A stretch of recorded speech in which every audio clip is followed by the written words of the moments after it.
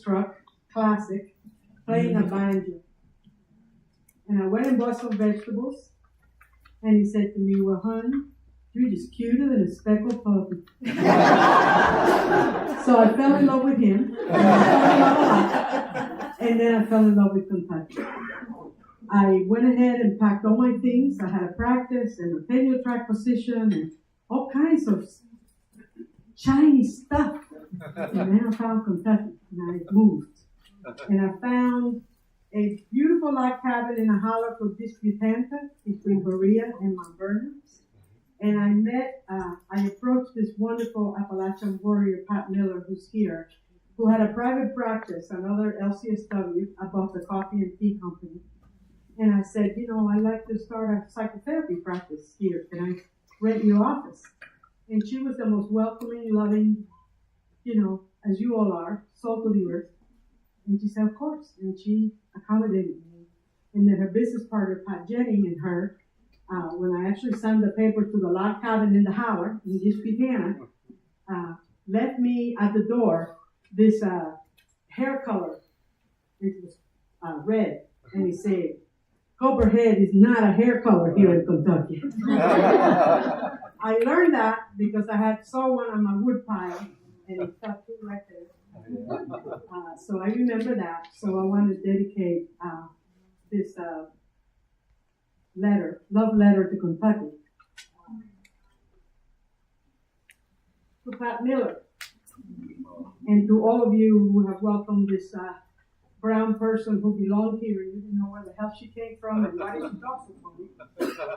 And I was there teaching at EKU and in the house for 23 years. So this is called a love letter to my beloved Kentucky.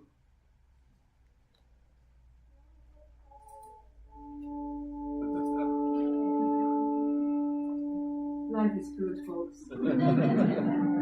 You welcome me with a glass of sweet tea, copperheads on the wood pile, and the twang of a hand-carved dulcimer.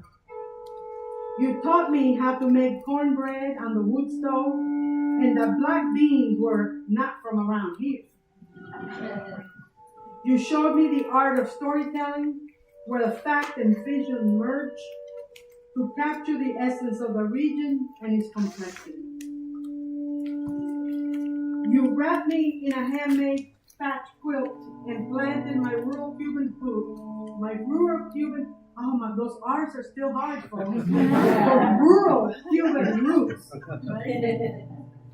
in the old and worn mountains, alongside petrified shells, arrowheads, and pottery left by your native people, the Cherokee, the Shawnee, the Chickasaw, the rightful owners of this here land that we stand on. I learned to comprehend your dialect, full of Irish and English and German and Scottish ballads. You woke me up on a Sunday morning with a basket full of vegetables and a Jehovah's Witness Bible. Your black barns grace the sky, and the coyote howl wake the dead, while healers and herbalists dance by the light of the moon. My beloved, you invited me into the canyon system of the Red River Gorge, an eastern Kentucky jewel meandering the Daniel Boone Forest, holding over 150 arches carved in rock mountains for millions of years, sheltering campers, hikers, and rock climbers summoned by your magic. It was in your sandstone cliffs that I came upon a field of pink lady slippers and promptly got one tattooed on my belly. Proof that I was indeed your daughter. My beloved, I take you into my belly with each inhale, and my spirit becomes full of wonder and possibilities whenever I breathe you. I came to discover 60 more wild varieties of orchids. So if you wonder what this Cuban is doing here, she belongs here. And my Guajirita self, that means hillbilly, Learned that to harvest American ginseng, which proved to be just the medicine I needed to repair my wounds from exile. My beloved, within you, I was often surrounded by Mayapples, wild geraniums, dwarf irises, larkspurs, and columbines. One late summer, a rare 2-foot-tall monkey-faced orchid and her sister, a white-haired goldenrod, greeted me. Red-tailed hawks, bold eagles, and wild turkeys and vultures roamed your skies, gracing your cliffs and your treetops, serving as guardians to your magnificence. Owls, woodpeckers, and hummingbirds serenade each other, and the fox and the deer roam free.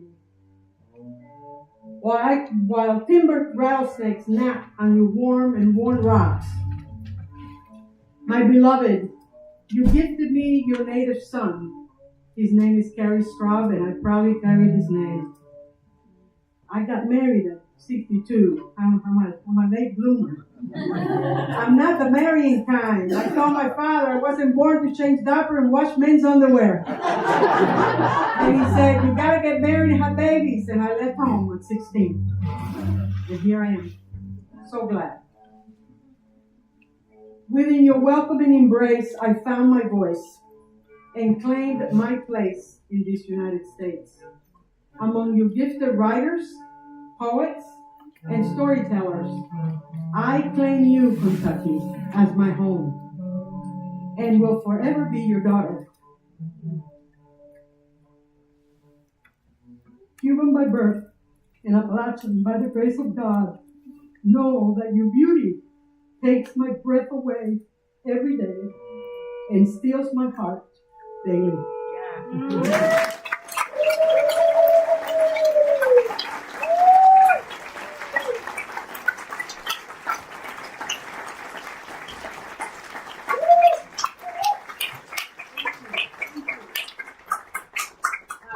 The other day, when I retired from being the commissioner, I call myself rewired. I do consulting 2 days a week, and then I write and edit 2 days a week.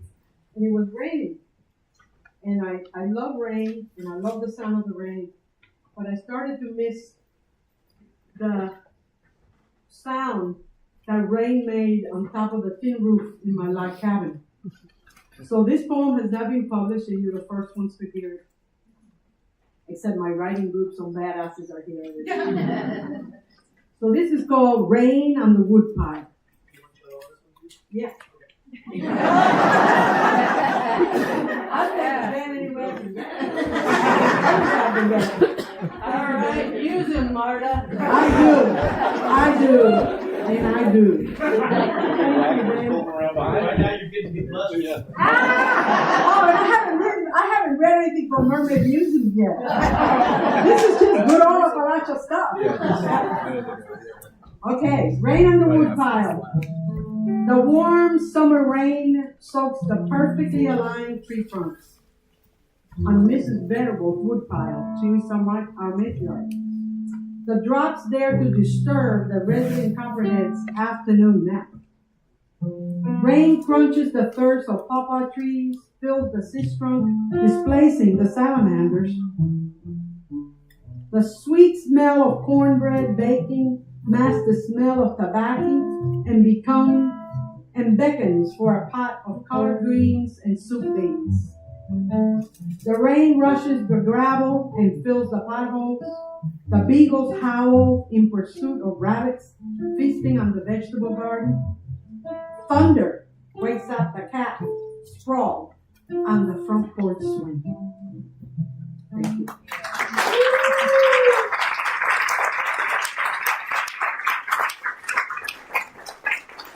I don't know if you remember, there was a storm and a big snowstorm, and I kept getting out and getting pulled out of the ditch because I wanted to go teach. And this man said to me, honey, I'm not beating you up one more time. You turn around, go home.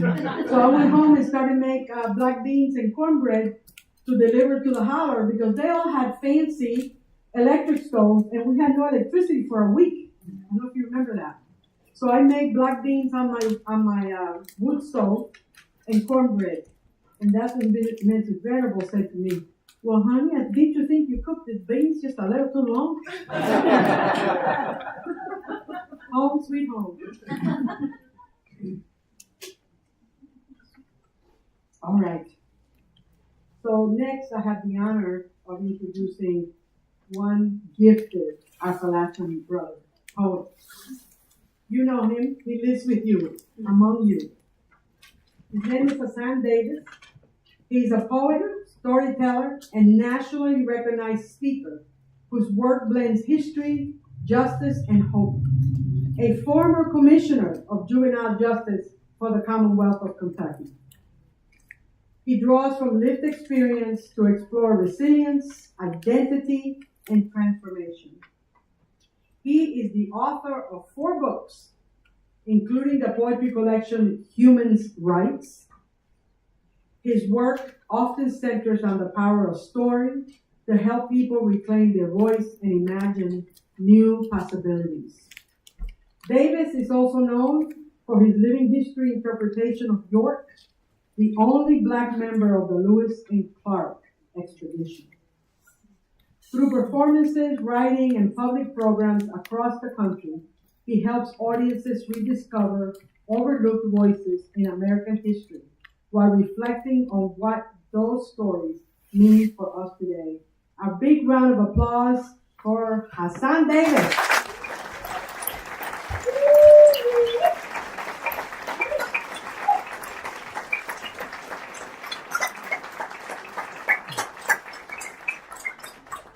A little bit taller.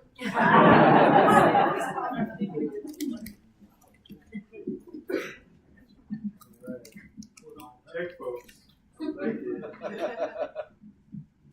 There we go. How y'all doing today? Good. Very good. I'm Hasan Davis. I'm excited to be here. It's been a while since I've had the privilege of on a reading.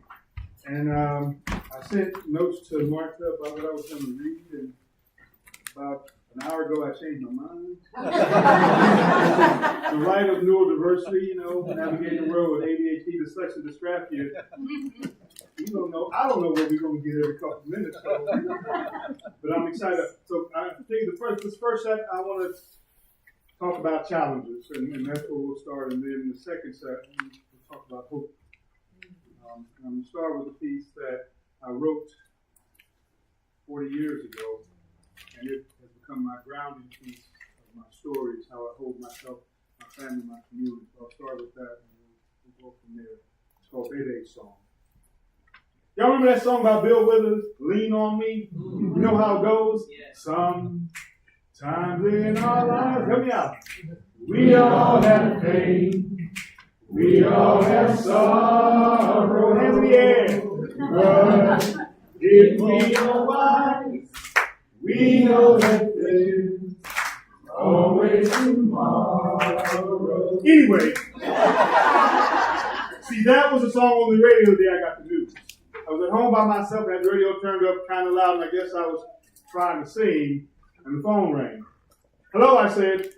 Nobody answered. Hello, I said a bit loud, and this voice started screaming, he's dead! He's dead! They killed Baby. And the whole world started spinning, me trying to see before I fall, this voice echoing through my soul, they killed Baby! And Bill's on the radio singing, call me when you need a friend. See, Baby was my cousin, Cedric, about the same age as my youngest brother, Tony. He was dead. He was the first of my generation to go out like that. Now, he wasn't the last, he wasn't the young, he just got to be first. Baby was a father at 16, used to run the streets. We all ran the streets. You know, to laugh at yourself. You have to know how to laugh at yourself if you hope to survive those St. Louis streets. So I go home to the funeral. And the boy who killed my cousin is already out of jail. That's when me and mine start talking like it's time to go play. You know? It's time to go play judge. It's time to go play jury. It's time to go play executioner. And that's when it hit me. This is what it's all about. Let your emotions right to the edge of sanity. Holding on so tight, so long to the madness, it eats you from the inside, and it builds, and it builds, and then bam, you can't help but go off like a loaded gun. That song was popping to the back of my head. And sometimes I pull out my phone and I push the little start button and I say, hello, I'm talking to the other side. And I say, I miss you, baby. I say, I miss you, Steve-O. I say, damn, I miss Joe. See, Joey was only 14 when they shot him in the head. I say, I miss you, and thanks for listening, and I'll never forget you, and just keep watching my back. Peace. For the whole time, y'all, it's that song. See, it never stops playing in the back of my head now. I'm right up the road, and I'll share your load. If you just call me. See, I remember that song. Because now, that's Bebe's song.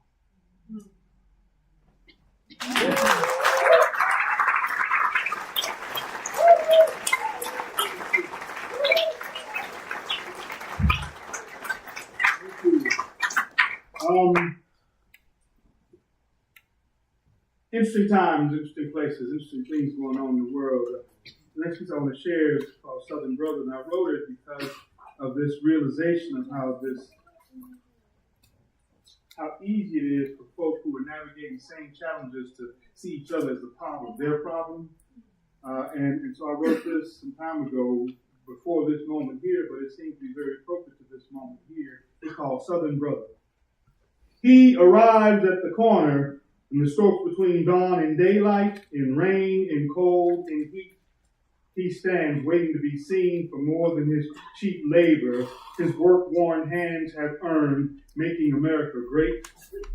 And I do see him, my lost brother of the Southern world. For him, long gone are the dreams of building great temples and grand avenues in the name of gods and kings, replaced with hopeless hope.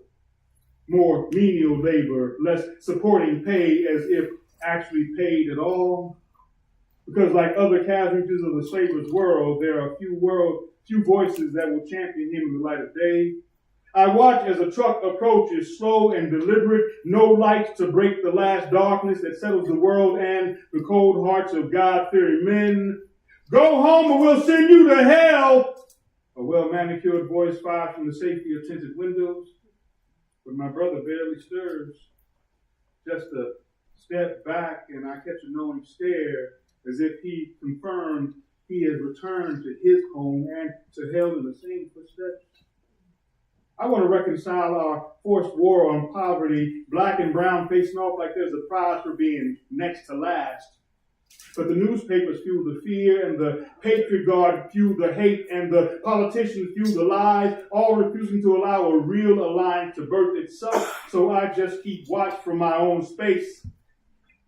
And I just wait for the right time when I can finally muster the audacity to lift his heart, and I hope that by that time he can look into my eyes and see how strong we could be together. And I hope that by that time I can look into his eyes and we will be that strong together.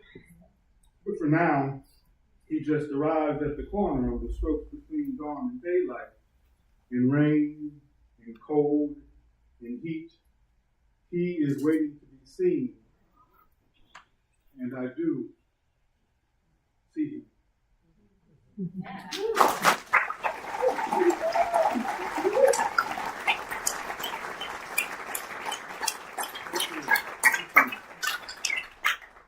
messing with stuff, y'all. Maybe I'm not. Oh, see? This last piece, so I'm a veteran. But before that, back when I was in school at Berea, we used to do these national conferences on service, and Berea would take this team of us. Our very first one took us to California.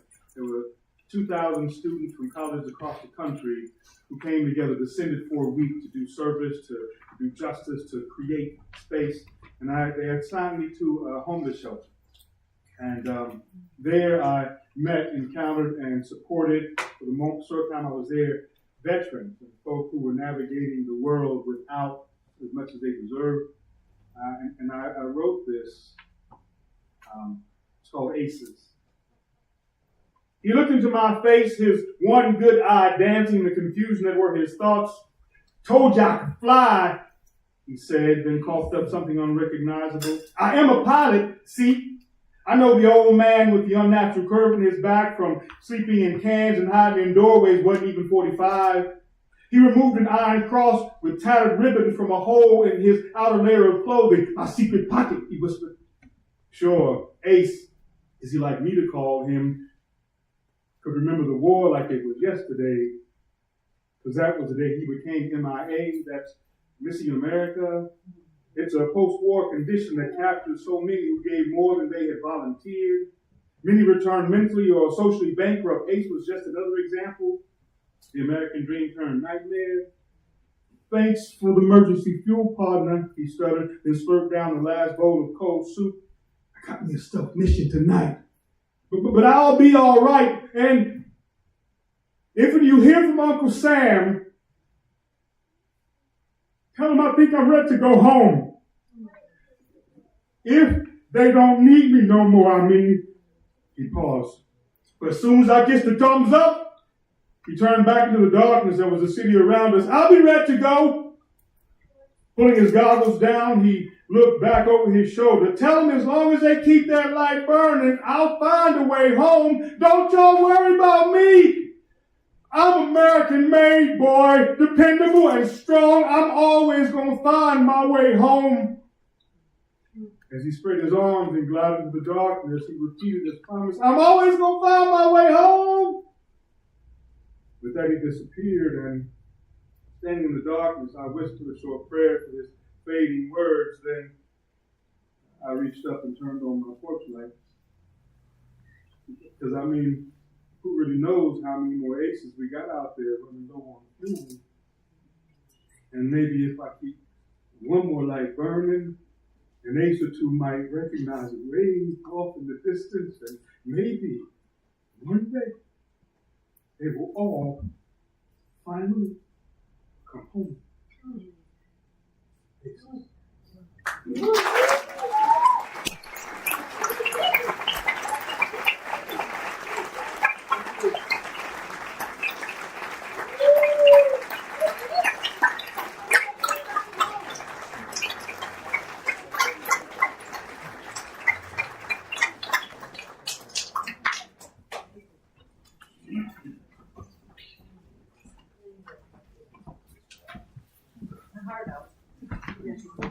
Somebody say Marta. Oh, okay. Thank you, Hasan. Beautiful. Thank you. So you getting your soul fed, hopefully? Yeah. We need it more than ever, right? We need it more than ever. One of the many wonderful things about the James Baker Hall, the James Baker Hall Foundation, it takes a village. I'm really high maintenance. Everybody knows that. I got 10 people helping me. It's cool. I don't do this by myself. So, one of the wonderful things about the James Baker Hall Foundation is that they really love raising new Kentucky poets, new Kentucky voices, new Kentucky writers. And today, we're featuring 4 emerging poets. 4 of them who are here.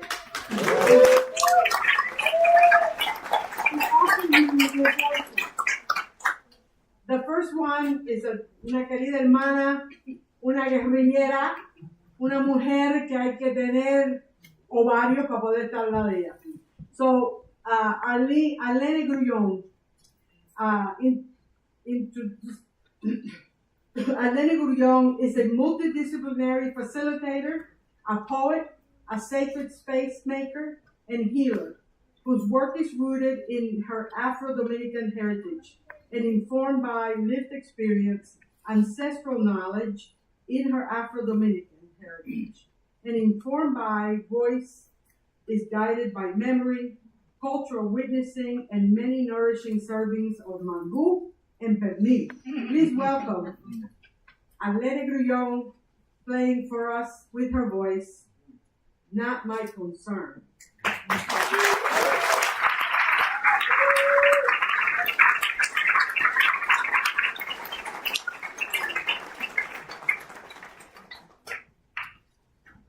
My side. You're about my side. Yeah. I don't have the tacos though. So. One. Buenas tardes. Good afternoon.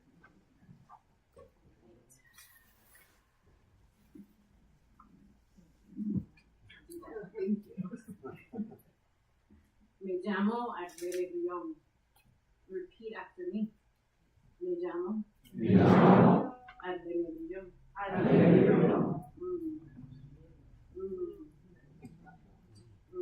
If you have trouble rolling your R's, that is not my concern. No more.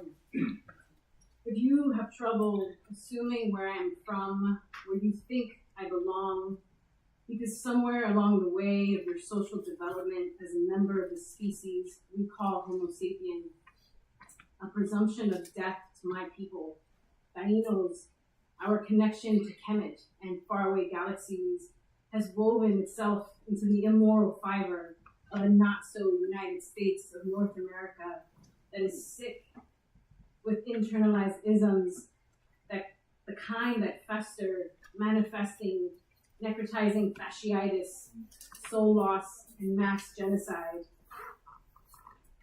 If you have trouble pretending not to see color, because you think saying you see color makes you more racist, and pretending you don't see the range of melon that built the railroads, picked the berries, nursed your babies, made life-saving medical advancements and scientific discoveries that allow you to share breath with me.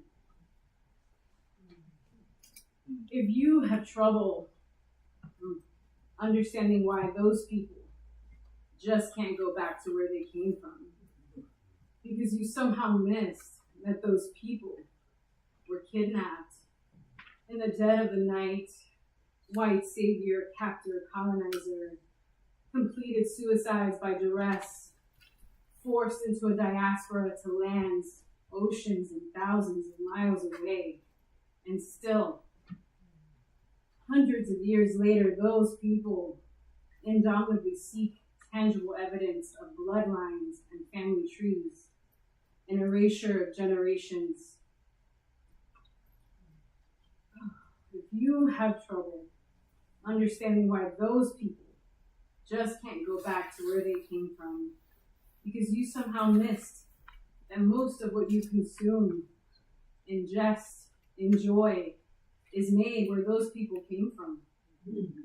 At the inflated exchange rate of stripping their land, their people, their livelihoods of their riches, while you flaunt your supersized living, Hollywood glamour, social media influencers, and plastic waste.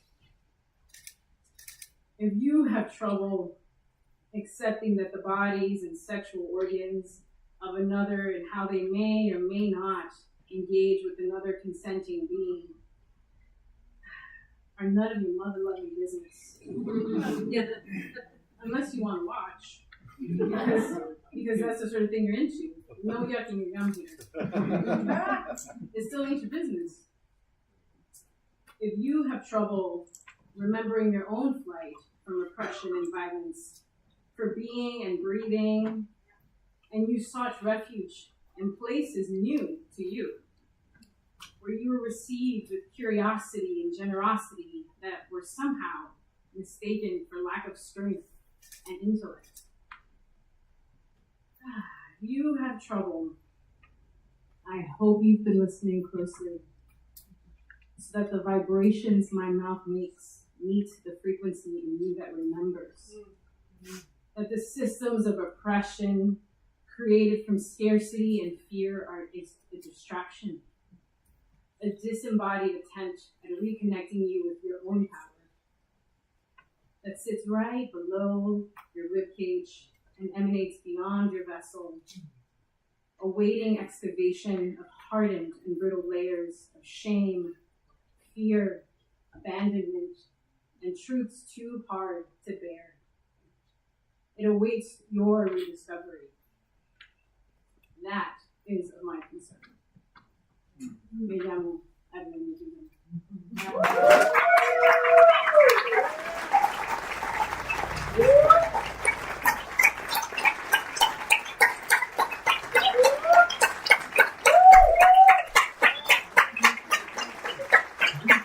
Amazing watch her roars, right?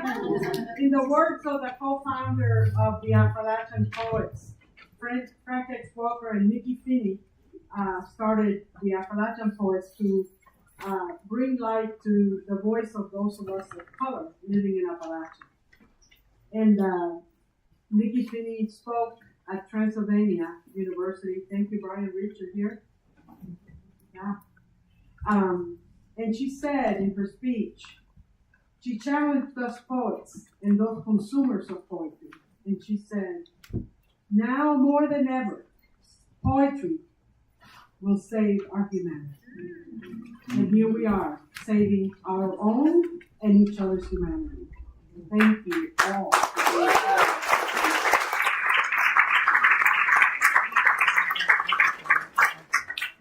Now I am really honored to introduce Eva Bishop, another emerging voice, another emerging poet.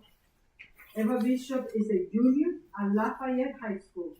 She is passionate about studying the brain and is currently researching the impacts on poetry on mood and the damn frontal lobe. Put your hands together for fairy tales, fears of a modern day beauty queen. Please help me welcome Eva Bishop.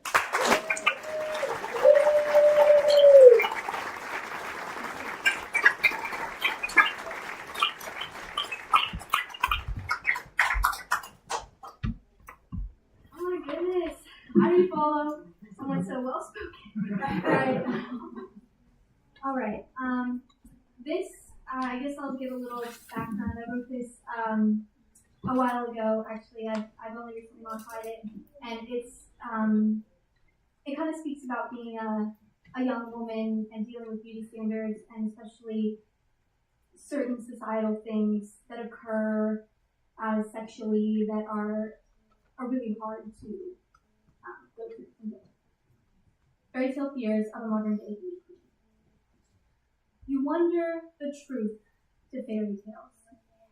The words, the thick saliva dripping out of your adolescent lips, they all ooze a bit of truth.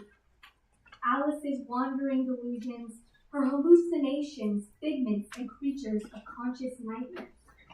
Her life, just the fabrication of her most terrifying dreams.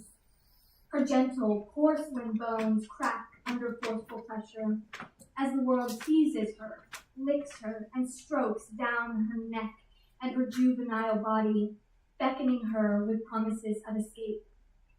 Horror strikes her mind like the tongue dragging down her back, blood trickling over her fingertips, feeding every crack and palm of her nail of her thirsty palms, moisturizing her until she's beautiful enough. Hollywood's dead, Alice out of the looking glass, the newest generation of deteriorating beauty. She moves her scarlet body in faint rhythm, keep dancing through sobbing wonder and aching confusion. Isn't everything truly gorgeous, terrifying? Like the things we think we can't control, promises of beauty feigning ignorance and propaganda deep into our childish minds. Soon they become grotesque figures. Nothing scares her anymore. Alice made her way back to her sister.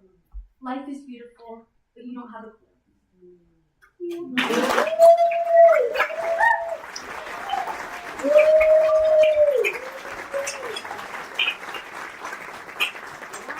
Wow, thank you, Eva.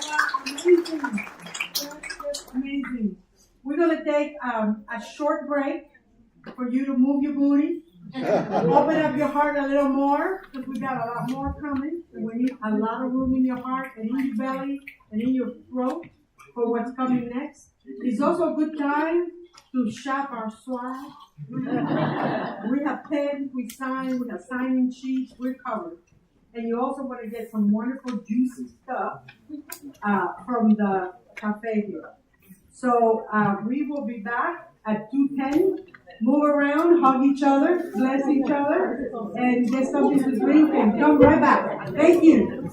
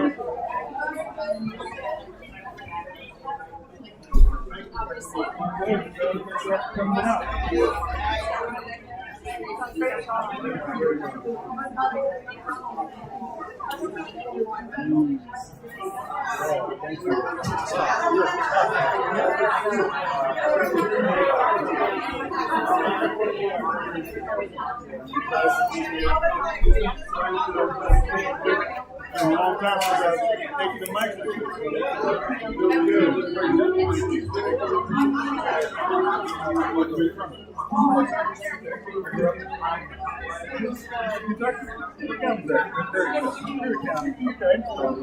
The youngest young. Kentucky, okay. Marta, How you doing? Marta Pulaski. Where'd you serve? I was in the Army, but I stayed stateside. We got spot for Henry Shields for about 30 minutes. And it was over there. And by the time they were started, back in school. Yeah. I got 2 weeks race before I went to the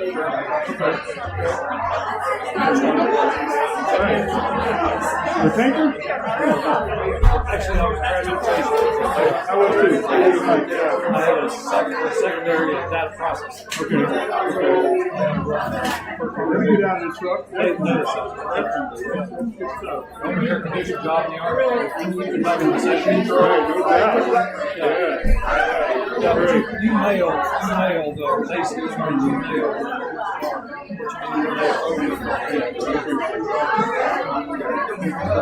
where did you Here in Korea. Yeah. Ran away here.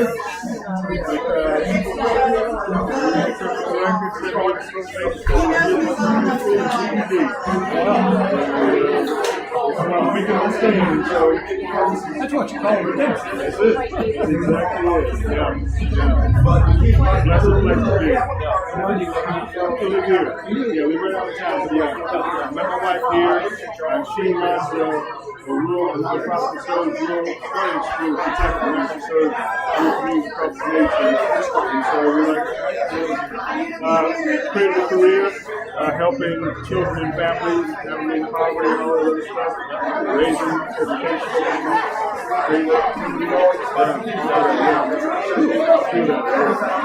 When did you serve? I was in Frankfurt 2008 to 2014. I was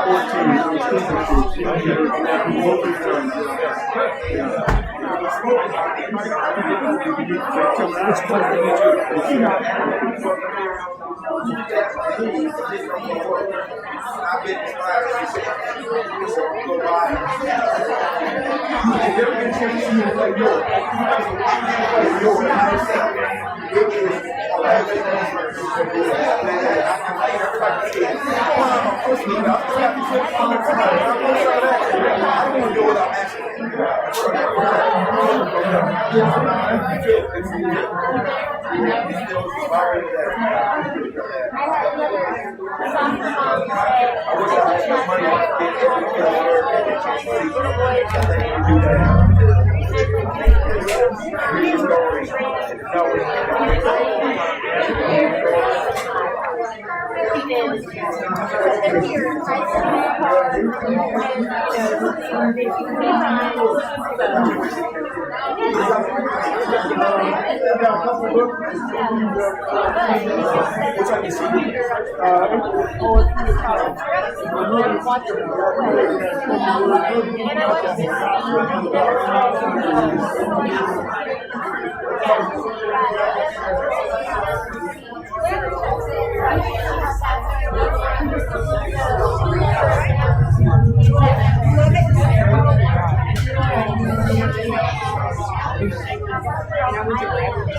How are you doing? Doing good. Yeah? The internet is so slow, I couldn't really see it. I wasn't able to connect to their internet. Well, it was dropping on and off. I'm just using my hotspot. I have 20 gigabytes to use, so we'll see how long it lasts. Should be.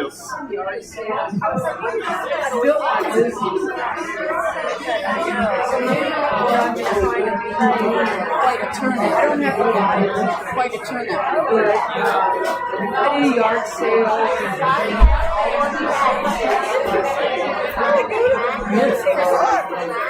Yeah, I've learned a lot. I mean, I've learned a lot. See that camera at that desk where I was standing? It's on that pole. It's so small. Really? Yeah. Yeah. I saw it. He's the one that got me. He's coming to a new place. Number one, it was just music. You know, and we got to know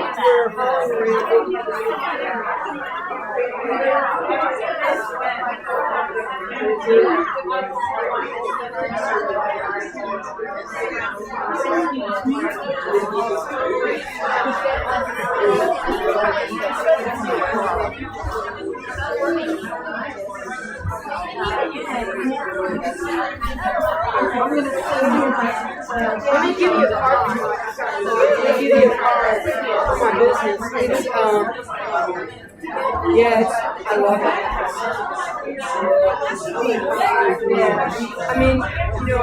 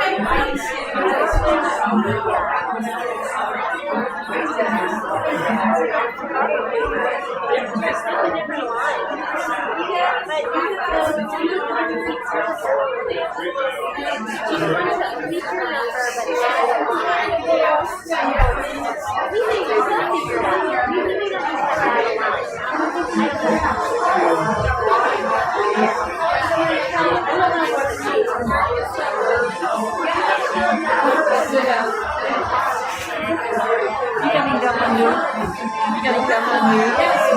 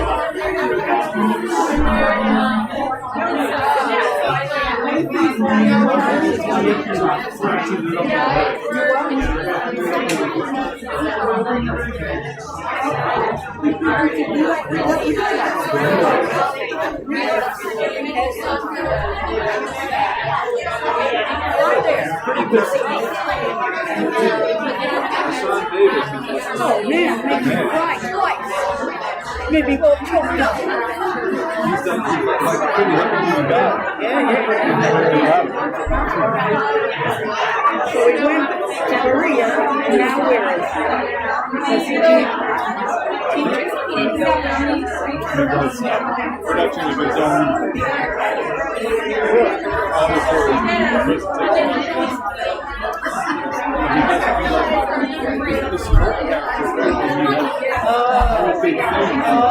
I hear somebody talking about it. Yeah, like you have to see it.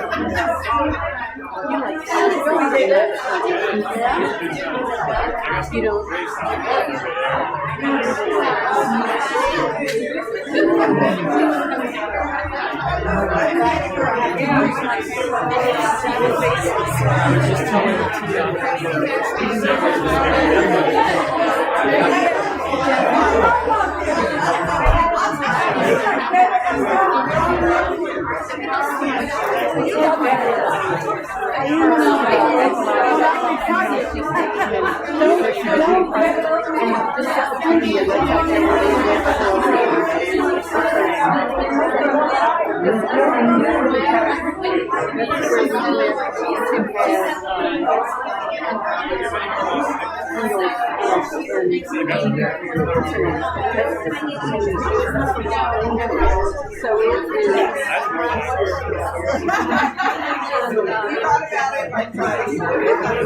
yeah, I was thinking, Will doesn't have Woody.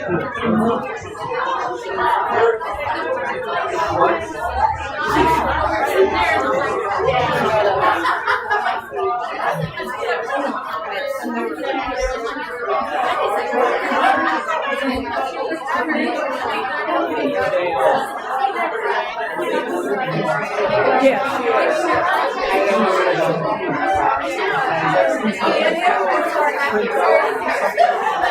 oh, yeah.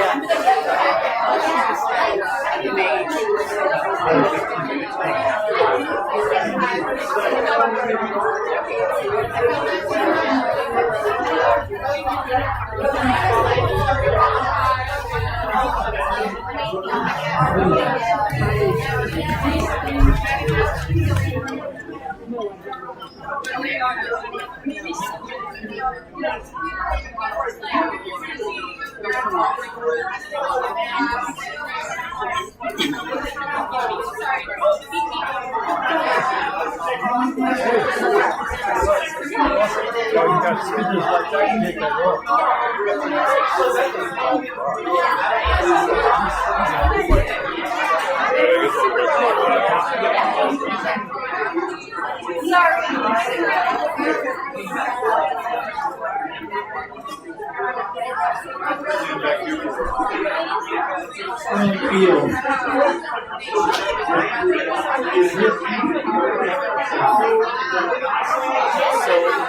There were a couple hiccups at the beginning just because it's the first time, and I had to get the audio so where it sounded okay before I get started.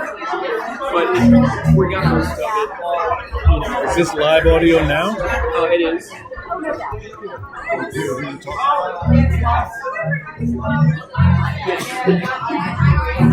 Welcome back, everybody. Tell you how many people are watching? See if you can crank this cello some. 6 people so far, but there's one right now. And if you can throw some of the monitors, that'd be great. The trees are electrified. The streets are electrified. Yes, your ears are electrified. My voice is electrified. Your heart isn't steady, they get beaten time. Your mind is confused, you'll be clarified. Your old-fashioned way, you'll be modernized. Everything is electrified. Ooh, everything is electrified. La la la.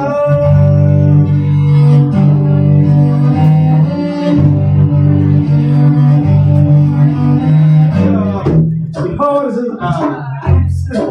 Yes, if you're lost in the jungle, use the satellites. If you're broke in the city, scoot on the bus down. You lost your job because it was mechanized. They said we have to compete when our market's globalized. Everything is electrified. Everything is electrified. La la la. Everything is electrified.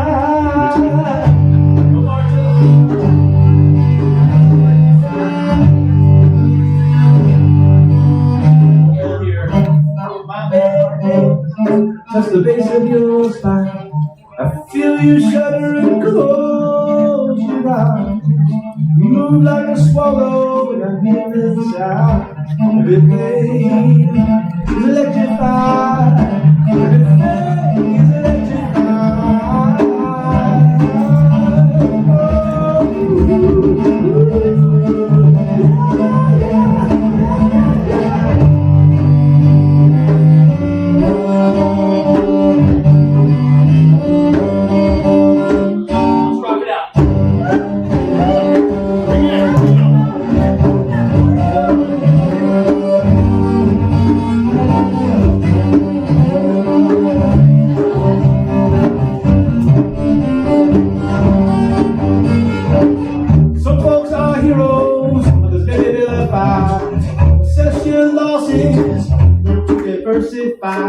Find your higher calling, ooh, and evangelize. Build your congregation, now you're televised. Everything is electrified.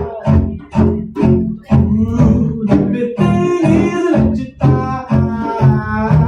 Yeah, yeah, yeah. Ooh, ooh, ooh.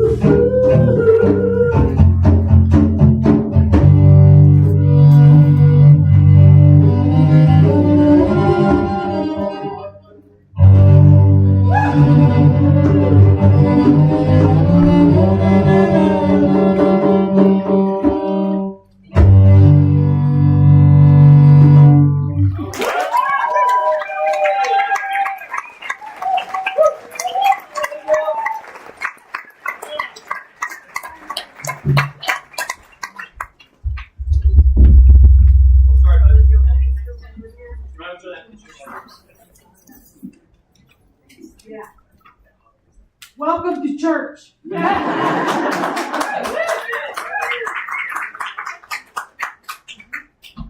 Real church.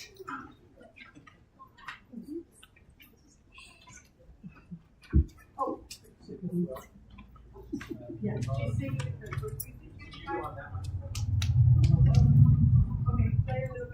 In the back, can you hear Fig? This is Miss Fig Corral. I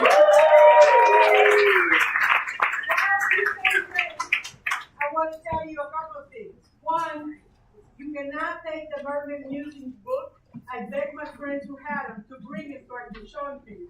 You have to sign in, give me your address, and I'll mail it to you. Or you can go to the oh, you know what? We don't speak your name. It starts with an A. Or you can go to Barnes and Noble. And I have such a copy, and I thought I would have enough for you. And the good news that were sold out last night at a kick-ass program. We sold out the Henry Clay last night.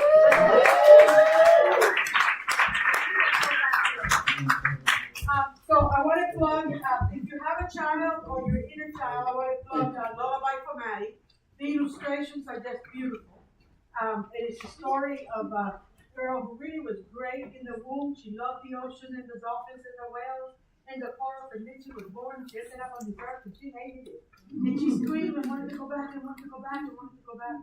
And this sweet little brown, cute family in Florida loved her. So she was okay with having feet. And that's the Lullaby for Maddie. And then Spirits in His Hair is coming for Hispanic Heritage Month by Shady Lamb Press. Got accepted. It's illustrated by the same illustrator, so it's beautiful. And it's a story of a little boy who hates to have haircuts. So he screams and beats up his father. And his father will call me, who's my nephew, and say, Tia, could you tell him a story about Cuba? Because they're going to cut him. This kid cannot stay in the barber chair. Anyway, he now stays in the barber chair. And the book is called Spirits in His Hair, but this is all this cultural DNA about Cuba and the Taínos and the Africans, right, in that area. And it's a fundraiser for Weeks for Kids.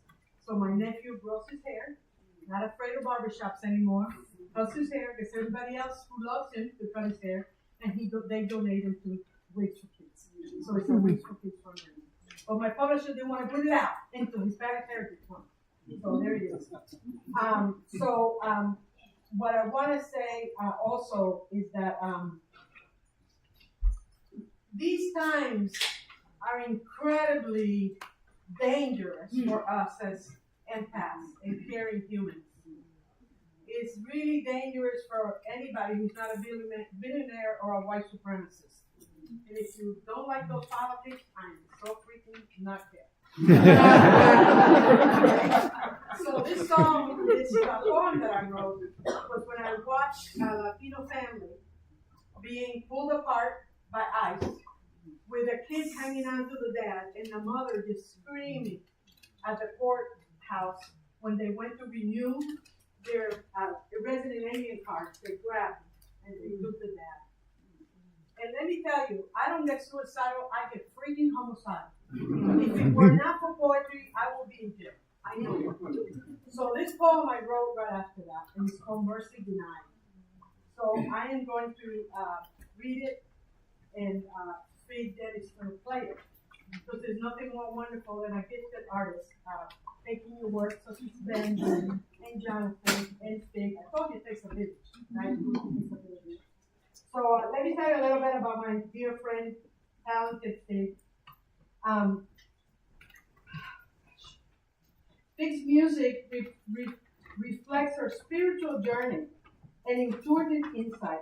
Music allows expressions from her heart in ways that other communication forms cannot. So, please welcome Fig Morel.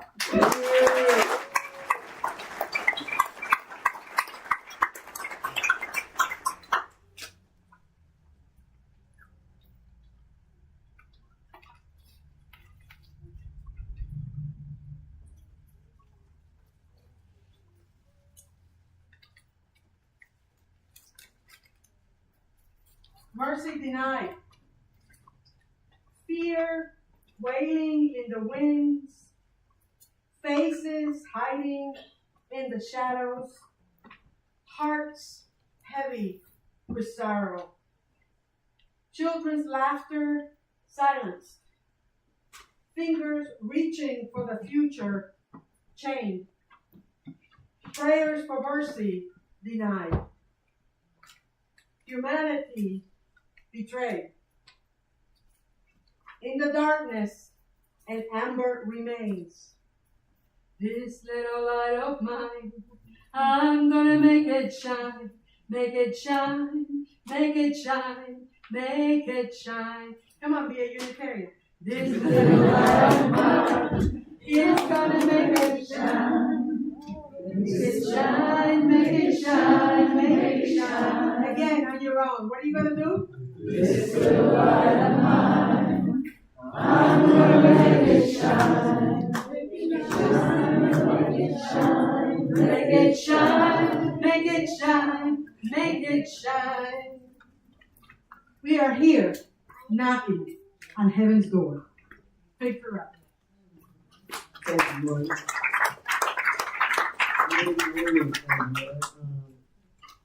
It's a gift.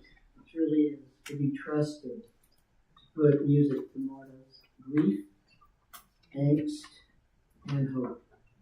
She really doesn't do it by herself. I've known Marta for quite a while. She shares the access she has to stages and audiences with so many people. And I really love her as a friend and appreciate her as an artist. So she sent this to me, and I'm sorry, y'all. I thought I had her tuned up. She might not like the altitude on that.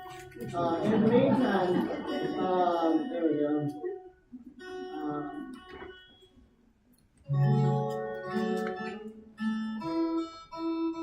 That's a problem right there. Ooh, what's wrong with you?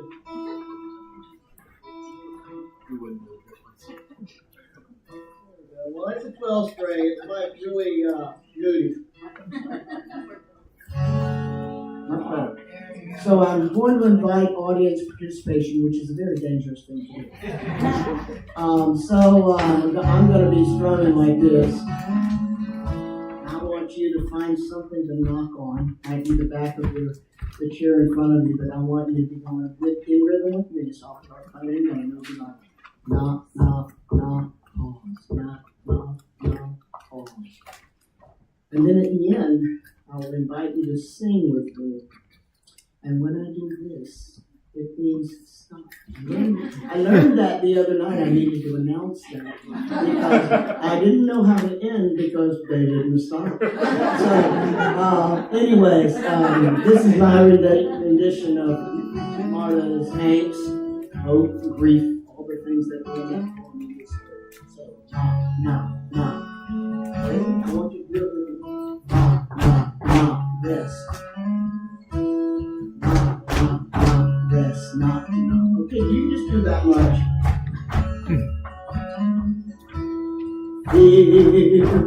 Wailing in the wind, faces hiding in the shadows,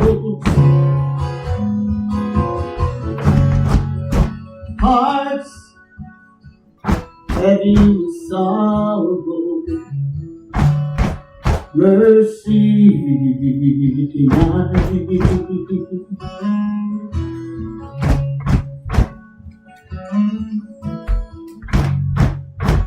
Children's laughter silenced, fingers reaching for the future cage. Voices still as stone, mercy denied. Prayers for mercy denied. Humanity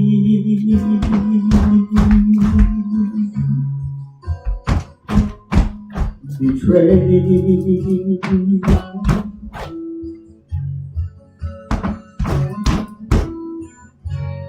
In the darkness, an amber remains. This little light of mine, oh, this little light of mine, oh, this little light of mine.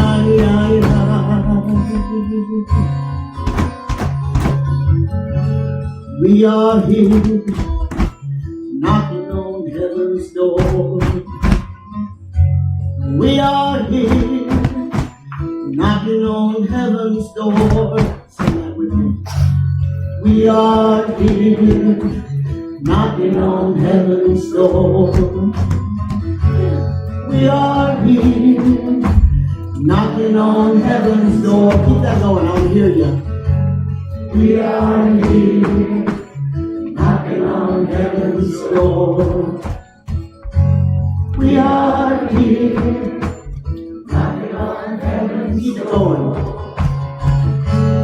We are here. We are here together and we're knocking. We are here. Yeah, we're knocking on heaven's door. Keep going. We are here. And we won't be betrayed. No, we won't. We are here. We won't be denied. We are here. Knocking on heaven's door. We are here. Whoa.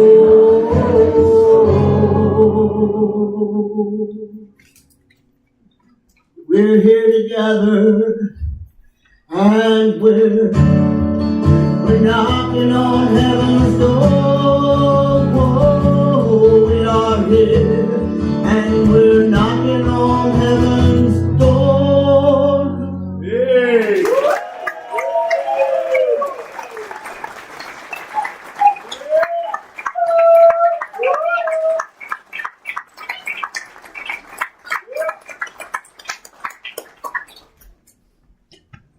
Again, welcome to church. Most of you don't know, but really I'm a secret Baptist preacher. I used to tell my students, everybody wants a little justice. So you workers, you social workers, we work for justice. We dismantle systems of oppression. But everybody wants a little justice. Hallelujah! Can I hear a little justice from the crowd? Yeah? Justice. Thank you. Thank you. Thank you all. Thank you all very much. As a very privileged immigrant who is educated and has citizenship papers, I tell you, all of us need to use our privilege and our voice to deal with what's happening. Well, you take care of yourself and each other so we can be here for the long haul. This is a long haul. Preach. So I am really honored to introduce the next two emerging poets.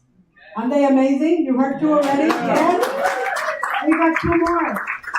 So one thing that I know is that I can go in peace when it's my time to feed the fish because all these voices are rising and doing incredible work. And all these students are doing the work and running shelters and taking care of people who people don't believe need to be taken care of. So my legacy is beautiful as a result of you all.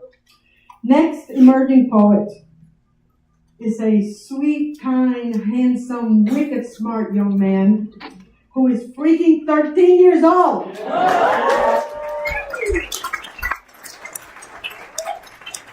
In 2020, Isaac Kleiman, age 13, when school shut down, you remember those times? It used to be COVID, we couldn't sit by each other, right? We stayed barricaded, drinking, drugging, having babies, taking a nap, listening to Andy Bashir every time that he came on the TV. I miss those days. I worked for the man, I still miss those days. So, in 2020, at age 7, when school shut down, Isaac joined a local group called Young Authors Greenhouse. This is where Isaac had the freedom that writing could offer him. While school and home held high expectations, he found a release in creating adventures for his stuffed animals. Through poetry, Isaac now has poems published in 6 anthologies The most exciting moment was his poem, Home Is, being published in Louisville Magazine. He's now 13, attending Berea Traditional Middle School. His stuffed animals go on less adventures today, but the freedom of the written word remains. Isaac Feynman is going to perform Across the River.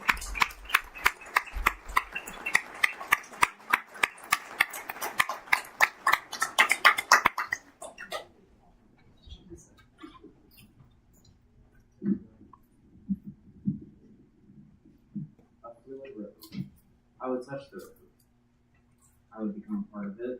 I would become a part of it. I would float away I flow and go past rocks. But I will meet my goal to go down a waterfall. When I get there, I see the river splashing. Once I go down, I will splash down with them. I will continue my journey to get to the river's end. Once I get to the end, I swirl, I spin, I thrash, and I turn back to myself.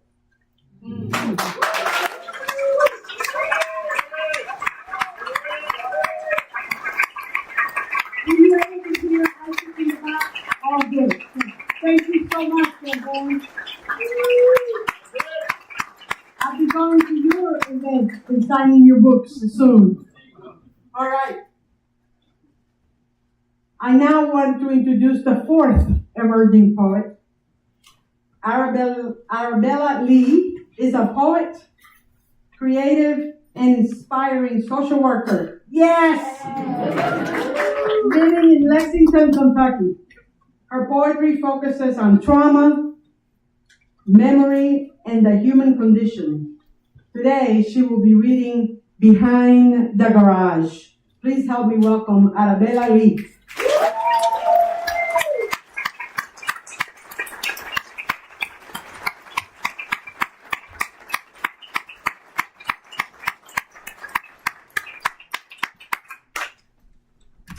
Arabella Lee, everybody. Yeah! You call it. I just also wanted to take this opportunity to plug that I have started a magazine with over 40 young writers and authors. And if you would like to help, it's also a nonprofit and it's supposed to expose their creative visions and whatnot. And so if you'd like to support that, you could go to Unicorn Bark Girl on Instagram. And it's called Unicorn Bark Zine. And this is my poem.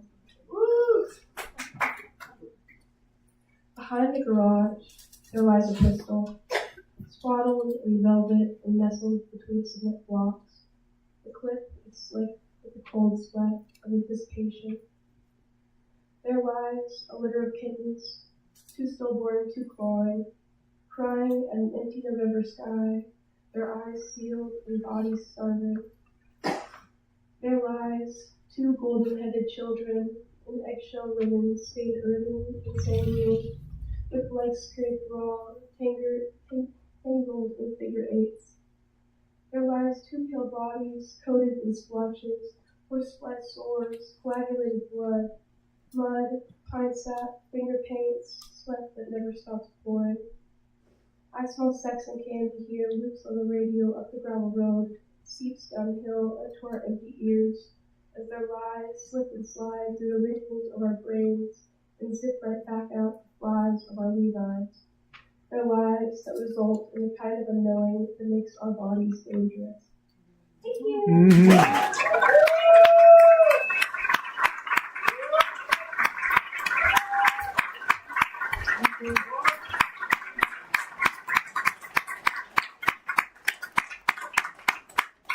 Hello, Brother Davis. We have time for you. If you give us 2 short ones or 1 long one, we can get you in here. Okay.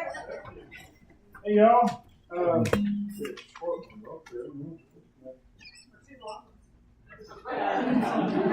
guess I do have the mic now, don't I? All right, I think I'll finish. I think I can do this reasonably. these two pieces, the last two pieces. First piece is a piece called Visions, I think I remember it. And I actually wrote it. A lot going on way back in the day that seems to be going on right now. But I wrote it as part of this journey from the streets of Atlanta, Georgia, to this place here, and finding folk that don't look like me, talk like me, think like me, loving me, and believing in me. The folks right in this corner here who held me when my whole world was falling apart with the loss in my other world. They showed me I had a right to be in this world and to thrive. And this is Visions. The bat fell fast and hard against my back and my head. My vision blurred, then focused, blurred, then focused, blurred, then focused on the object of my pain and my fear. I wake, trembling, lying in a pool of sweat. On the television, the source of my pain comes to me in living color. See, somewhere a black man is being beaten or shot or tased or stabbed to death, and no one seems to give a damn. Somewhere a white man lies bloody, beaten, and battered in the name of some obscene justice. These are the images introducing me to a new world order. 2 steps forward, 3 steps back. See, our great ideas may not survive this storm. Somewhere, stereotypes have been passed to a child who's never seen me before. A belief in the natural ignorance of color. A belief that justice is and should be based on the shades of one's darkness. Somewhere, a child like me, who grew up tired and hungry on the streets, has had this greatest fear come to life. The fear that his pain matters less than the others. The fear that his struggle for equality guarantees him no respect. See, somewhere our children, black and white, native and immigrant, have been led to ruin because justice has turned a blind eye on their tears. With these thoughts to torment me, I drift painfully back to sleep. And in this dream, there is a weapon in my hands. And in this dream, there is a white man enchained and thrown at my feet. And in this dream, he starts to curse me, goading me into what he knows must be my next action, but still looks surprised as I raise the weapon high above my head and bring it down and again down across these chains that have held us collective in this ignorance so long. Then I extend my hand. And now as we start our journey toward understanding, he will learn that he can trust his tired weight on strong black shoulders. And now as we start our trek toward the truth, I will learn that I can trust blue eyes to watch my back. And now as we start our pilgrimage toward understanding, we will learn that justice is still alive. That just us, few people, have the power to restore this beauty's righteous sight. See, these are my visions. These are my visions. These are my visions for all of you, my people. Vision.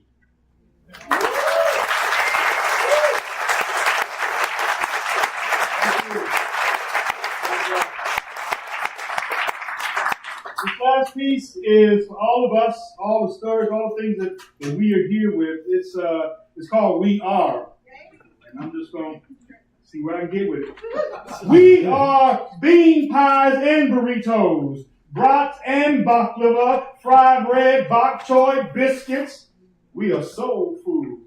We are soulful. We are so full of life, of hope, of dreams that we span the continents and time. We are analysts and catalysts, troubleshooters and troublemakers, biking, walking, flying to the edge of our passion, then throwing ourselves into the mix. We are teaching and learning, preaching and yearning. We yearn to be heard, but not as a voice. We are a movement in 4 parts. We are filmmakers and risk takers, inspired by the best women produced, awed by the worst mankind has accomplished. We are weavers, but not just of fabric or tales or history. We weave communities, spirits, and minds, designing the rich tapestry of our own future. We are business as usual. There is nothing usual about the business we have set upon. We are dynamic in force, not able to stand suspended, wasting energy, wasting time, wasting life. We are 7 generations strong. 3 before us set the course. 3 behind shall reap the victory. And like the pyramids of the sun, we will rise to face the world. Defying science, we confirm the indomitable spirit of our own humanity. We are wisdom glowing bright in young eyes, worn proud and experienced smiles. We are they and them. We are y'all and us. We are straight and we are gay and we are questioning. We are questioning, why do you want in our bedrooms? Is it because you want to join in? Or are you just trying to close that damn closet door? Because this ain't Pandora's box, baby, but we are coming out. I'm coming out. That's right. We are coming out. And we want the world to know. We want the world to know that if this bra doesn't fit, we are not going to wear it. We want the world to know that black will not sit in back. We want the world to know that straight does not mean narrow. Not in focus, not in love, not in our lives.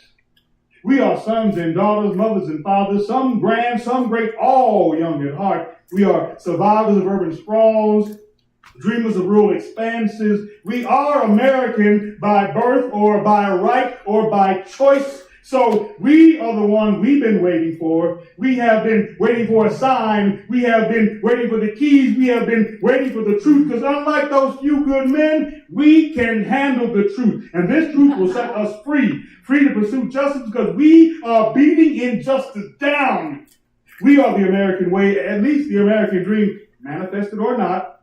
It has become our destiny. We are human capital waiting for our return on investments of time, of prayer, of love. So we are learning to trust. And we are trying to build. And we are willing to fail, refusing to sit passive, waiting for others to act.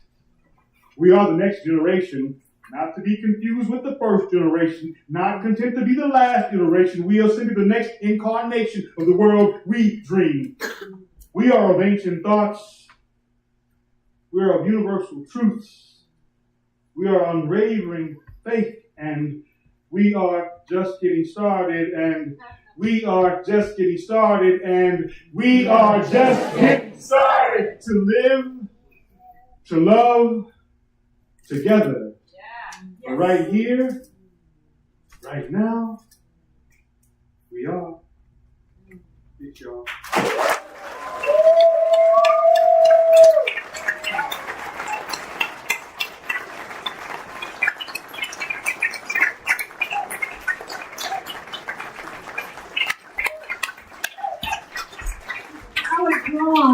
The Brother Davis is the preacher.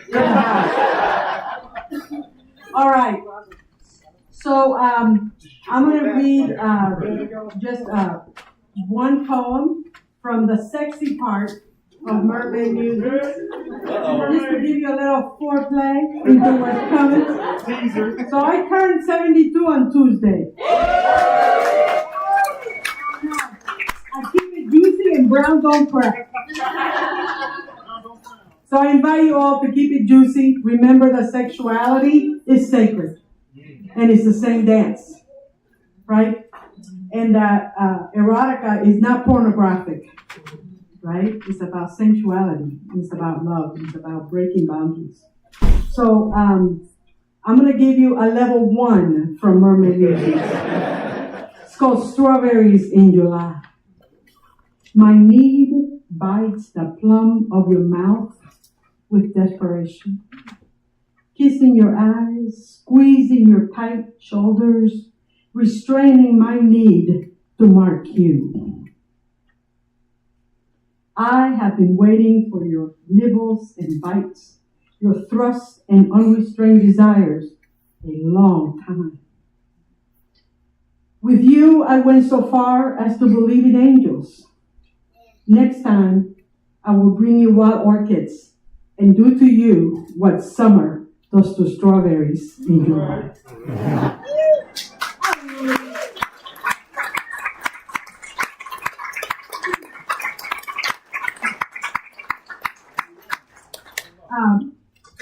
When I first launched this book, I did it in Gulfport, where we live now, and then in last night in Henry Clay. And my wonderful white German descent Catholic husband is quite a cheerleader. And I never married until age 62. It was 10 years ago. I wasn't a marrying kind. I'm still not a marrying kind. But you know, this band demands that I be monogamous, something I've never been in my whole damn life. And he's worth it, right? So he goes to the thing, and I start reading some of his stuff, and he goes, this is how you know why I married this man. He says, you know, baby, I can't do any of that stuff that you're writing about. And I said, well, you don't need to have quite a history. You know, I got a lot to mind to do that. And I knew that I married a vanilla guy. I knew. He thought about it, didn't say anything. And the next morning, we're having coffee. We call it pillow talk in the morning. And he said, you know, I thought about a lot what you said. And you're right. I am a vanilla guy. But I married the whole rainbow. So shine out.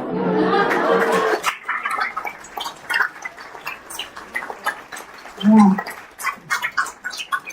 I don't know, if one would have told me I would have been monogamous and faithful for 13 years, it's like, what? That's so boring, right? But here I am, standing in humility and writing erotica so that I can have affairs with my husband without breaking his heart. So what's next for me, what I'm writing next is a poetry verses called Lost and Lyric. They're all erotica.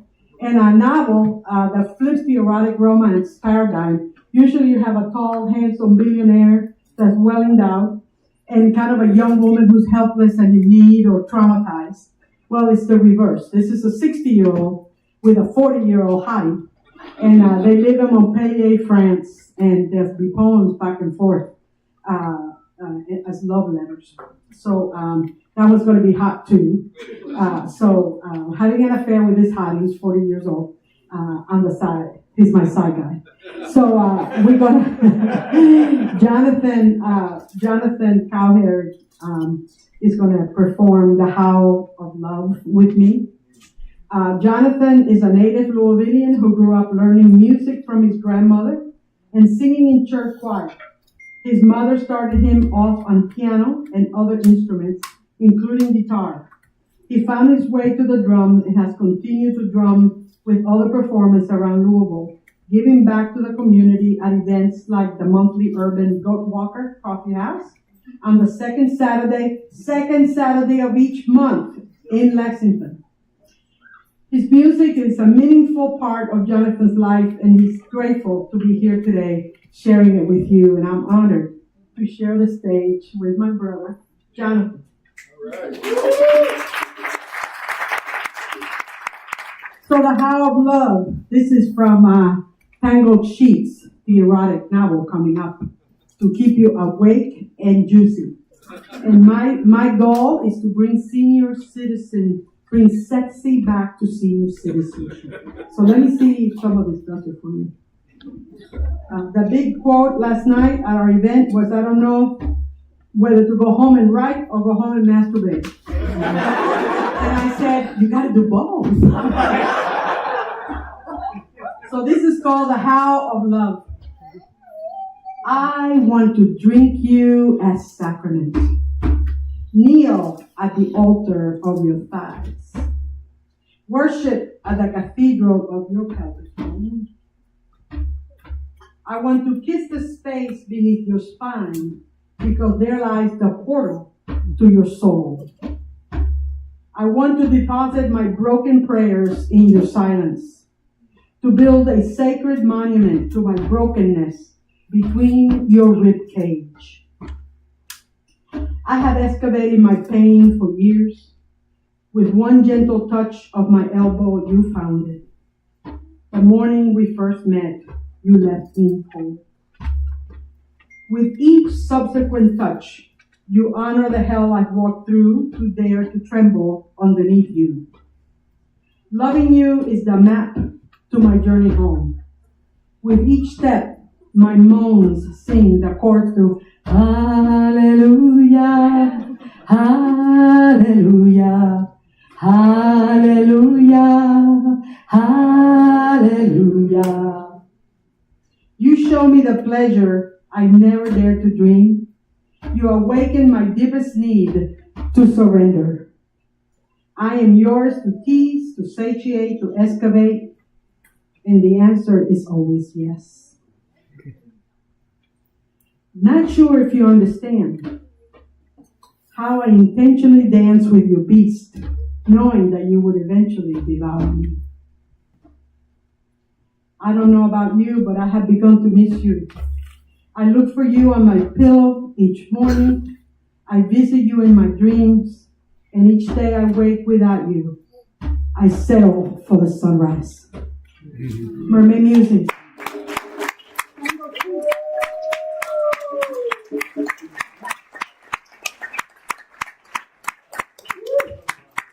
And now we're ready to close here with Cuba Lachen, my signature poem. Many of you have not heard it, so I want to make sure that you do because I love it to death. And then Ben is going to close us with his music. So this is called Cuba Lachen, Cuban by birth and Appalachian by the grace of God. I am from a place where chickens wake you up, where roosters wake you up and chickens feed you breakfast. I'm from a place where pigs are slaughtered with grit and grace and every little bit is used for something. I am from a place where we feast on white rice, black beans, aguacates, and mojitos. And from the vial of my mother's hatred of wifely duties. And from kneeling on pebbles on the bathroom floor, wishing that I could fly, and I have, and sometimes I still do. I am from a place where café always accompanies cigars and visitors. And I am from a place where we give voice to Punto Guajiro and worship the sound of la rumba. I am from the song of Celia Cruz, Azúcar, azúcar negra, como me gusta y me alegra. The poetry of Marti, and you can help me with this one. Guantanamera, Guajira, Guantanamera, Guantanamera, Guajira, Guantanamera. I am from water-gazing cleanses, bembes, and living altars. I'm from a place where we throw shells the same as dominoes, and where the African tongues are fueled by rum and conga drums. I am from a place where women traded veils for machine guns, from a place where mango trees swing orchids on their hips, and I am also from the mountains. I have dreamed on this mountain, so I was my mother's daughter, and you can't just take my dreams away without me fighting.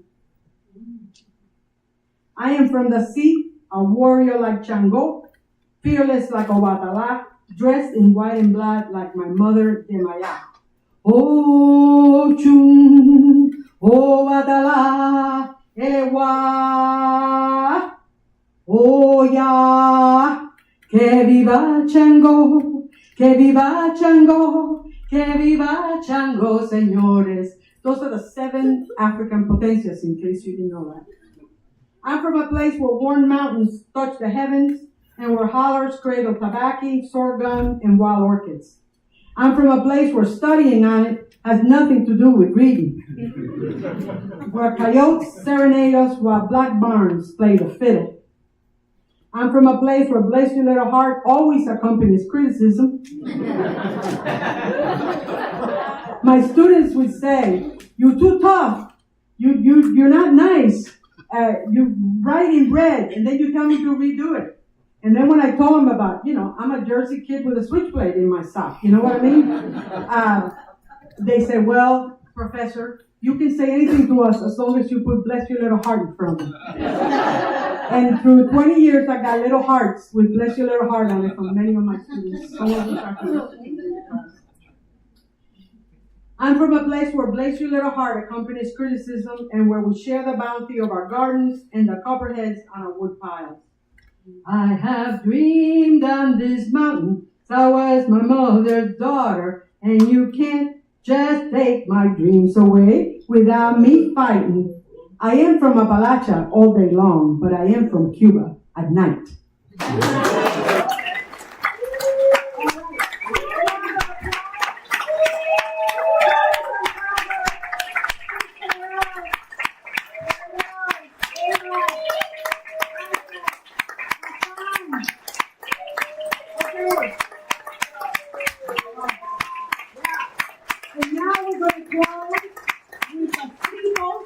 by the amazing Sollee. Thank you.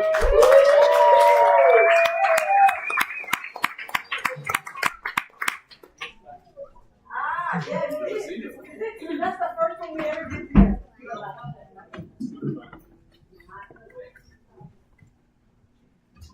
All right, we've been situated. I love events like this. I love spaces like this. I feel like this is where all of this began. The salons and parlors of our countries and worlds. I feel like we're returning to these spaces, and this is where we go to build trust again.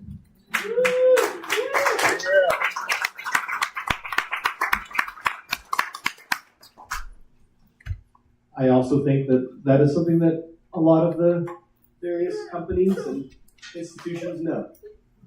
Right. And I feel like they're working very hard to insert technology into these spaces. And as we move from our small town steeples to our bypasses and cell phone towers, we gather around and make community in very different ways. So I want to wrap up with this song that's on the new record. It's called Steeples. Good reminder that human-to-human relationships are just as valuable, and we don't need the technology to mitigate all that, you know?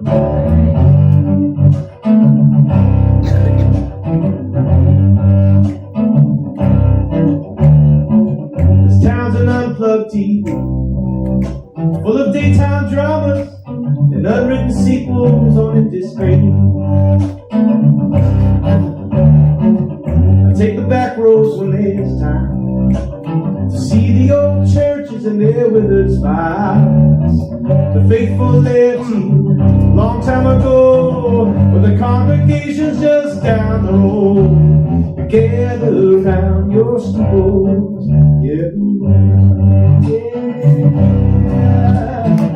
How about the bypass where they plant the signs? Two golden wishbones and cheap pickup lines. Open all day, open all year. Bring your pocket change and spend it here. A sidewalk prayer to a glowing screen. Satellites and stations up where heaven used to be. A broken skyline above all the trees. Cell phone towers as far as the eye can see. Gather around your schools. Gather around, yeah. Oh, gather around your steeples. Gather around.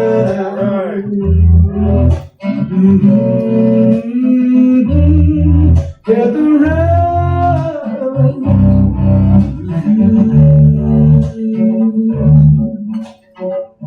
Take me home and lay me down. Goodness, darling, take off that crown. I wanna see as you were made.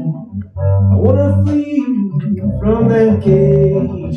Some people walk 1,000 miles to find something holy or divine, but I got what I need. It's all right here. Found my steeples, jump and cheer. Gather around your steeples. Gather round. Oh, gather around your steeples. Gather round. Yes. Oh, gather around your steeples. Gather round. Oh.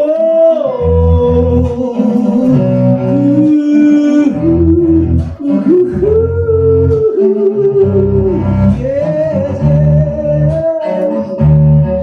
Gather round. Gather round. Oh. Gather round.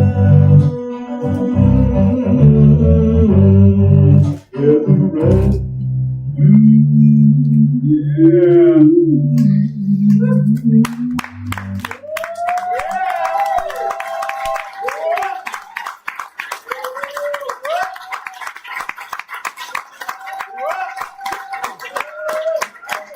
Awesome technical part.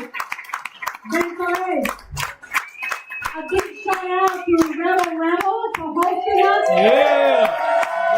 And creating such a warm, safe space for this event and for many, many of you. So grateful for that. A big shout out to the James Baker Hall Foundation. Larry, Jimmy, if you have filled out a card to be on their mailing list, please give it to Mary right there. Mary, can you stand up and wave? Susan. Sorry. I always got my lovers mixed up too. It's a long time. All right.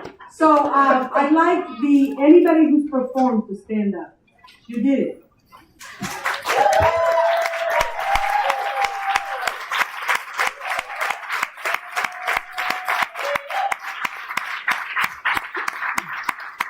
Swag, book us, and come get us. Thank you all very much.